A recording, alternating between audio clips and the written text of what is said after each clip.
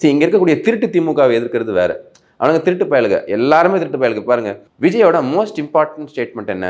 பாஜக எங்கள் கொள்கை எதிரின்னு.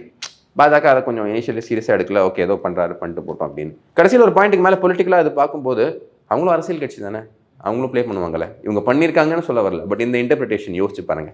அதாவது நான் உன் கொள்கை எதிரி அப்படின்னு நீ சொல்கிற, அப்படியா சரி ஓகே நான் உன் கொள்கை எதிரி பார்த்துக்கலாம் அப்படின்னு பாஜக முடிவு பண்ணிச்சுன்னா இவர் நிலைமை என்ன ஆகும்? சரி, இங்கே இருக்கக்கூடிய திருட்டு திமுகவை எதிர்க்கிறது வேற. அவனுங்க திருட்டு பயலுக, எல்லாருமே திருட்டு பயலுக்கு. பாருங்க, இடி வந்து என்ன சொல்லியிருக்குன்னா, நேருக்கு அகேன்ஸ்டாக 1020 crores இன்வெஸ்டிகேட் பண்ணுங்கன்னு சொன்னேன். இப்போ வந்து கோர்ட்டுக்கு போயிட்டு அது இன்வெஸ்டிகேஷனுக்கு நோக்கி போய்கிட்டு இருக்கு. அது ஒரு கேஸ், செந்தில் பாலாஜிலேருந்து எல்லாருமே கரப்ட் டு த கோர் அமைச்சர்கள், சரிங்களா? அவங்களை நீங்கள் எதிர்க்கிறது வேற. ஆனால் பாஜகவை நீங்கள் எதிர்க்கிறதுக்கு உங்களுக்கு யார் இந்த அட்வைஸ் கொடுக்குறா?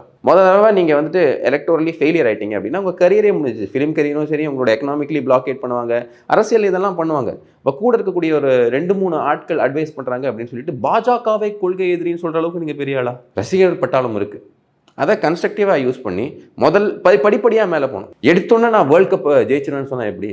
ரஞ்சி இருக்குது, டிஸ்ட்ரிக்ட் இருக்குது, ஸ்டேட் இருக்குது, அந்த மாதிரி பல லெவல்ஸ் இருக்குல்ல. ஸோ நீங்கள் ஃபஸ்ட்டு ப்ரூவ் பண்ணணும். அது ப்ரூவ் பண்ணுறீங்களோ இல்லையோ, பாஜகவை கொள்கை எதிரின்னு சொல்கிறீங்க. என்ன கொள்கை உங்களுக்கு இருக்குது? கொள்கை முரண் இருக்கிறதுக்கு என்ன கொள்கை இருக்குது அப்படிங்கிறேன். ஸோ இதெல்லாம் தவறாக அட்வைஸ் பண்ணப்படுது விஜய்க்கு.